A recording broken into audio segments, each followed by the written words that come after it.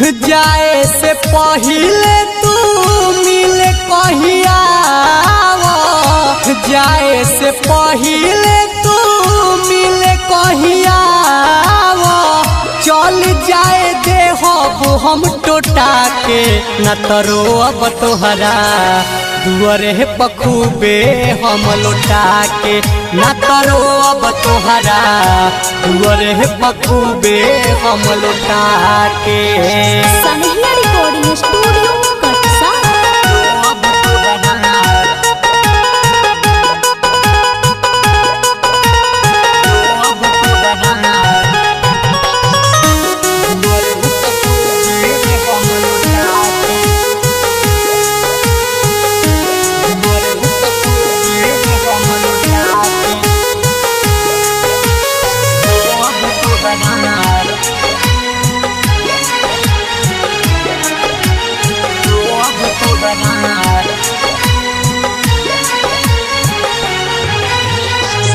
प्यारी कइले बानी तोहसे नइखे कौनो डर हो, पिए के पड़ी त पीले घोरी के जहर हो।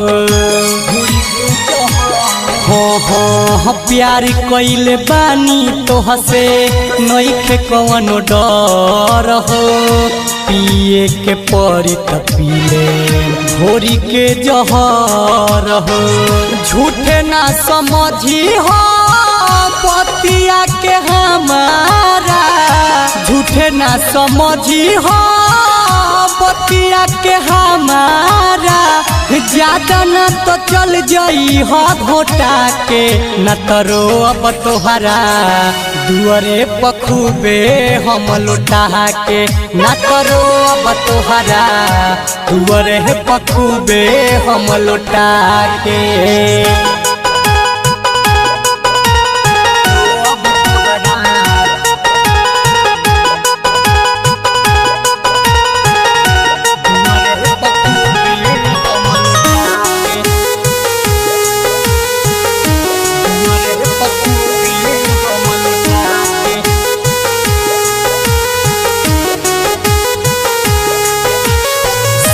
रिकॉर्डिंग स्टूडियो कटसा।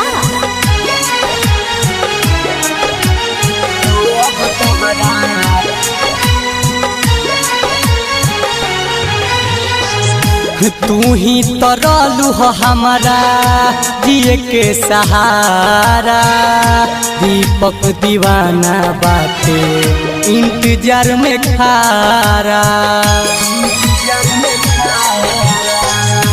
तू ही तो रहलू हो हमारा जिए के सहारा, दीपक दीवाना बाटे इंतजार में खारा।